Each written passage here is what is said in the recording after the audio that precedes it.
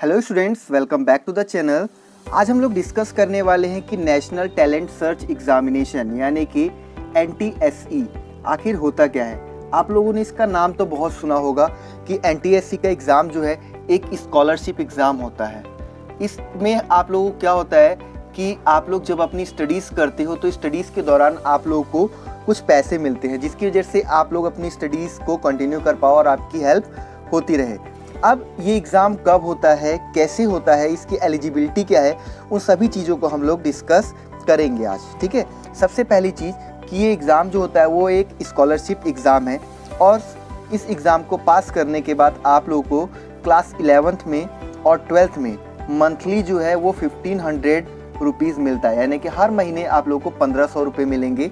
और जैसे ही आप लोग अंडर ग्रेजुएशन यानी कि UG या फिर कि आप लोग अपना पोस्ट ग्रेजुएशन करोगे तो उस दौरान आप लोगों को लगभग 2000 रुपये जो है वो पर मंथ मिलते हैं। और जब आप लोग अपना PhD करते हो तो PhD करने के दौरान आप लोगों को UGC क्राइटेरिया के अकॉर्डिंग आप लोगों को पेमेंट जो है वो मिलती रहती है। अब यहाँ पे हम लोग बात करते हैं कि ये एग्ज़ाम जो है वो और किस मायने में ज़रूरी है। तो यहाँ पे ये इस एग्ज़ाम के ज़रिए आप लोग क्या कर सकते हो। सबसे पहली बात है कि आप लोग को स्कॉलरशिप मिलेगी। दूसरी बात है कि एक नेशनल लेवल का एग्ज़ाम है, जैसा कि इसका नाम ही है नेशनल टैलेंट सर्च एग्जामिनेशन। तो आप लोगों को यहाँ पे एक बेनिफिट मिलता है कि अगर आप लोग कॉलेज में एडमिशन कराते हो तो वहाँ पे आप लोगों को बेनिफिट मिल जाएगा इस चीज़ का। बाकी आप लोगों का टैलेंट बूस्टअप होता है क्योंकि आप एक नेशनल लेवल का एग्ज़ाम दे रहे हैं, तो जाहिर सी बात है कि आप लोगों का जो टैलेंट है उसके अंदर भी आप लोगों को बूस्ट मिलेगा। ये तो इसके फ़ायदे हुए। अब हम लोग यहाँ पे बात करते हैं कि एग्ज़ाम कैसे होता है और कौन कौन इसे अप्लाई कर सकता है। ठीक है, ठीक, चलिए उसके बारे में भी हम लोग बात कर लेते हैं। इस एग्ज़ाम को देने के लिए एलिजिबिलिटी जो है, एलिजिबिलिटी चाहिए हम लोग को, यानी कि आप लोग क्लास 10th अपीयरिंग होने चाहिए। क्लास 10th अपीयरिंग का मतलब है कि अभी आप लोग क्लास 10th में पढ़ रहे होंगे तभी आप एग्ज़ाम को दे सकते हो।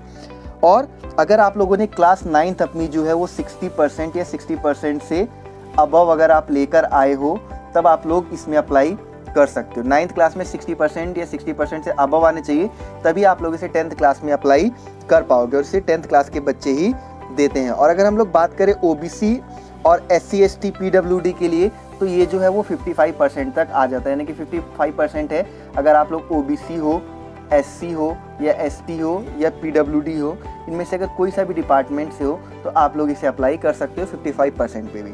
एलिजिबिलिटी की बात हो गई। अब यहाँ पे मैंने आप लोगों को बता दिया कि कितना स्कॉलरशिप वगैरह हम लोगों को मिलती है। अब हम लोग ये जान लेते हैं कि ये एग्ज़ाम जो है कब होता है और कितनी स्टेज में होता है। ठीक है, तो ये एग्ज़ाम जो होता है हमारा 2 स्टेज में होता है। ठीक है, 2 स्टेज में एग्ज़ाम हमारा ये कंडक्ट किया जाता है।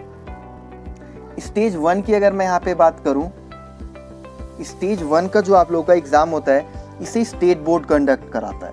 ठीक है, इसे स्टेट बोर्ड कंडक्ट कराता है और इसमें लगभग 10 से 15 लाख बच्चे जो हैं वो हर साल अप्लाई करते हैं, जिसमें से खाली 8000 के अराउंड बच्चे जो है वो सेलेक्ट किए जाते हैं। यानी कि लगभग 10 से 15 लाख बच्चों ने एग्ज़ाम दिया तो स्टेट बोर्ड से 8000 जो है बच्चे वो सेलेक्ट किए जाएंगे स्टेज 1 से। अभी स्टेज 1 की जो सीट्स होती हैं टोटल 8000, इनमें हर एक स्टेट की अपनी अलग अलग सीट है। जैसे उत्तर प्रदेश में अलग अमाउंट में सीट है, दिल्ली में अलग सीट है और राजस्थान की अपनी अलग है। जो जितना बड़ा स्टेट उतनी सीट्स उसके अकॉर्डिंग होती है। और यहाँ पे जो अप्लाई करने वाला बच्चा है वो किसी भी बोर्ड का अप्लाई कर सकता है। यहाँ पे कोई ज़रूरी नहीं है कि वो बच्चा अगर हरियाणा बोर्ड का है तो नहीं अप्लाई कर सकता, उत्तर प्रदेश बोर्ड का है तो नहीं कर सकता।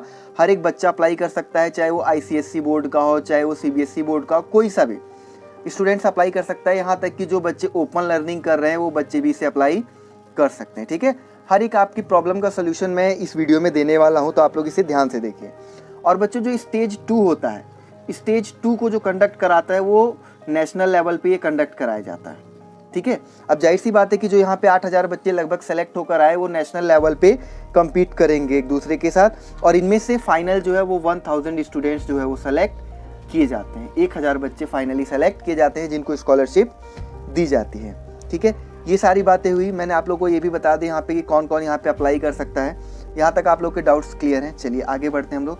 अब यहाँ पे आप लोग के मन में ये भी आ रहा होगा कि सर हम लोग इस चीज़ को अप्लाई कैसे करेंगे। तो बच्चों यहाँ पे आप लोगों का जो स्कूल है वो आप लोग को इन्फॉर्म कर देगा, ठीक है। और इसके जो एग्ज़ाम्स होते हैं, स्टेज 1 का जो एग्ज़ाम होता है वो आप लोग का दिसंबर में होता है। स्टेज 1 का एग्ज़ाम दिसंबर में होगा और स्टेज 2 का जो एग्ज़ाम होता है वो मई जून में होता है, ठीक है, मई जून में।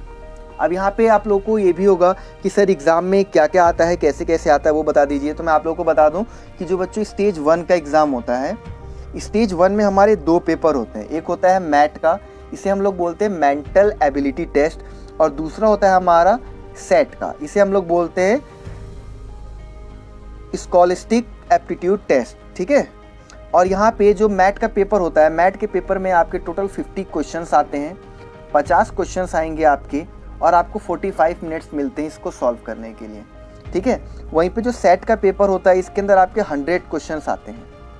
सेट के पेपर में आप लोगों के 100 क्वेश्चंस आएंगे, जिसको सॉल्व करने के लिए आपको 90 मिनट मिलेंगे, 90 मिनट्स मिलते हैं। सारे के सारे क्वेश्चन जो होते हैं वो आप लोगों के MCQ होते हैं, ठीक है।